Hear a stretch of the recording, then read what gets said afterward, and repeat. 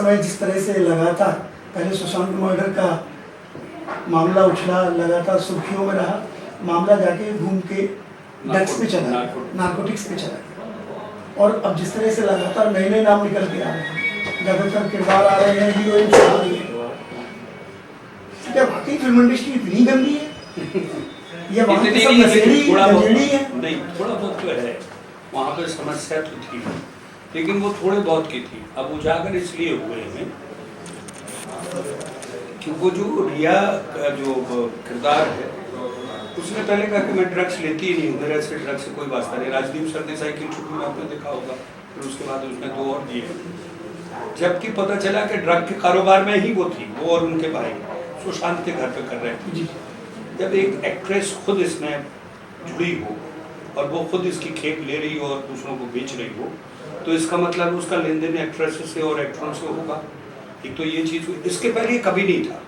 अगर कोई थोड़ा बहुत, जैसे संजय दत्त को सजा हुई थी तो संजय दत्त बाहर से ही लेता था, बाहर से लेता था, लेकिन पहली बार ही मौका आया। इसके अलग एक और दूसरी चीज़ हुई है कि अफगानिस्तान से चरस, गांजा हमारे यहाँ अफीम दोनों अफगानिस्तान से, और अफगानिस्तान कारोबार करता है, वो इसमें बुरा नहीं मानता, खुद उगाता है अफीम और जिन देशों को जरूरत है बेचता है। फिलहाल हुआ क्या है कि पाकिस्तान से ये सारा माल आने लगा। तो अब नशे की चीज़ जब आपका दुश्मन देश आपको बेच रहा है तो वो ट्रैक करता है कि कौन खरीद रहा है, इसको कंज्यूम और कर रहा है, तो आपके जो लिंक है वो एक्सपोज होते जाते हैं। आपकी जितनी भी इकोनॉमिकल चीज़ें हैं वो एक्सपोज हो रही हैं, आपके एक्टरों को ब्लैकमेल किया जा रहा है, आपके एक्टरों को कहना पड़ता है कि पाकिस्तान अच्छा मुल्क है उसके मनोरंजन के लोगों को। तो जब सरकार को ये पता चला, आटे में नमक तो चलेगा, लेकिन जब पूरा नमक ही नमक, इस वक्त पूरा नमक ही नमक होने वाला था। मैं तो चाहता हूँ कि ये मौका है सरकार के पास कि इसको बिल्कुल क्लीन अप कर दे, पता तो चले कितनी गहराई तक लोग बुरे हैं और कितने अच्छे हैं। इंडस्ट्री खराब नहीं है, करोड़ों का व्यापार देती, 70,000 करोड़ का व्यापार है उसका, ऐसे नहीं है। लेकिन हाँ, कुछ लोग हैं और समाज में ऐसा हमेशा रहा है कि कुछ अच्छे कुछ बुरे, सामंजस्य रहा है। वहाँ पे इस वक्त ज़्यादा हो गया था तो इसकी कीमत उन्हें चुकानी पड़ेगी। तो वाकई आउटसाइडर्स का जो मुंबई फिल्म इंडस्ट्री में जिस तरह का पूरा मामला निकल के आया सुशांत की मौत के बाद, तो वाकई आउटसाइडर्स का सर्वाइव करना दिक्कत तो होती है। हम बॉम्बे जब गए थे तो दिक्कत तो हुई थी, लेकिन हिम्मत नहीं हारनी चाहिए। मौत कोई सोल्यूशन नहीं है, आप सुसाइड कर लीजिए, कोई किसी चीज़ का सोल्यूशन नहीं। लेकिन हर चीज़ में, चूँकि बॉम्बे सिनेमा इसलिए थोड़ा सा ज़्यादा बदनाम है क्योंकि वहाँ पर शोहरत है, पैसा है, फिर आप अपनी मर्जी से जीते हैं और फिर आप इतने बड़े कलाकार हो जाते हैं कि लोग आपको भगवानों की तरह पूजने लग जाते हैं। तो वहाँ हर कोई आना चाहता है। तो ऐसे ही है ना कि खचाखच डब्बा भरा है और फिर और लाइन लगी और लोग आ रहे हैं और उतरने के लिए कोई तैयार नहीं है। हाँ, बुढ़ापे तक भी 80 साल तक अमित जी है, देखो ना, अब बेटे से ज़्यादा काम करना है। तो ऐसी परिस्थितियों में अगर कहीं कोई चीज़ ऐसी होती है तो वो जल्दी फैलती है। ऐसा नहीं कि समाज में और कहीं ये सब नहीं हो रहा है, कॉर्पोरेट हाउस में हो रहा है, प्राइवेट कंपनियों में हो रहा है, लेकिन वो सब दबा है। जब तक दबा रहे तो ठीक है, पर्दे में रहने दो, तो वो खुल जाएगा राज। तो खुल गया पर्दा, जो हटा वही हुआ। लेकिन ये सही है, सही वक्त पर सरकार ने फैसला लिया।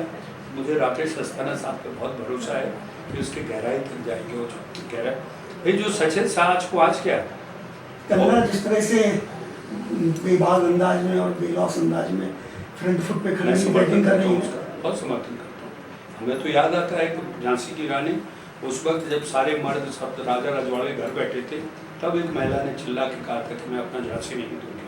कंगना ने भी यही किया, उसने कहा कि ये गलत है, और उसने कहा 100% गलत है और 99.9% गलत है, उसने यहाँ तक बोल दिया है। तो कोई तो दम होगा, वो खुद इससे गुजरी है।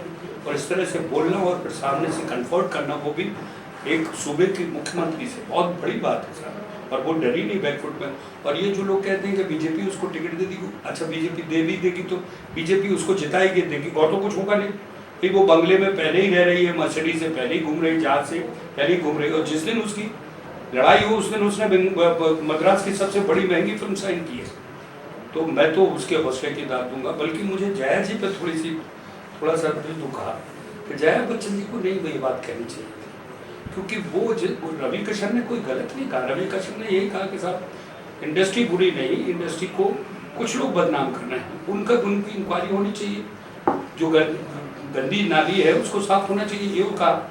उनका शब्द गलत हो सकता है, लेकिन अगर ये कहना कि जिस थाली में खाओ उसी में चलो, तो रवि किशन का कैरियर कोई जया बच्चन ने नहीं बनाया, वो आदमी खुद ही अपनी मेहनत से वहाँ तक पहुँचा है। और बॉम्बे में ये देखिए कोई किसी का कैरियर नहीं बनाता है, अगर होता है तो अभी अभिषेक बच्चन आज़ाद फिल्में कर रहे होते जया बच्चन, तो कोई किसी को वहाँ तो मेहनत जो होती है, ईमानदारी जो होती है। लेकिन हाँ, एक जो आपने बात की वो मैं आपको सहयोग करता हूँ कि वहाँ पे कहीं ना कहीं तो ग्रुपिज्म है, ग्रुप हैं, बटे हुए हैं कि आप इस ग्रुप में हैं तो वो काम नहीं देखा उसमें। तो ये दुनिया में ये वैसी पार्टी है कि अगर आप समाजवादी पार्टी के साथ हो तो आपको भाजपा नहीं पसंद करेगी, कांग्रेस के साथ हो तो ये हर जगह है। लेकिन आपको उसमें बेमनस्ता इस लेवल की नहीं है कि आपको मार ही डालें, आपको खत्म कर दें, आपको काम रोक देंगे। यह आपको इन्होंने काम नहीं दिया, दूसरे नसीरुद्दीन शाह काम कर ही रहे हैं, नवाजुद्दीन सिद्दीकी काम ही कर रहे हैं। कौन नवाजुद्दीन सिद्दीकी कौन जानता था उसे, और कितना खूबसूरत है आप भी जानते हैं, लेकिन वो अपने टैलेंट पे आए ना। आप वो आयुष्मान खुराना उठा के दिल्ली के लिए, राजकुमार राव, जो नई जो ट्रेंड लाई है, ये कलाकार अपने दम पे आए, तो आपको अपने दम पर अगर भरोसा है। हम बॉम्बे पहुंचे थे, कोई पानी नहीं पिलाता था, आपको बताऊं, कोई पानी नहीं पिलाता था, और कोई पहचान नहीं, बुंदेलखंड के नाम से चढ़ते थे लोग। लेकिन हमने कहा नहीं, हम संघर्ष करेंगे, हमें लौट के जाना ही नहीं है, जब तक काम नहीं मिलेगा अपना, मैं अपने हिस्से का काम लेके जाऊंगा, लिया और काम किया।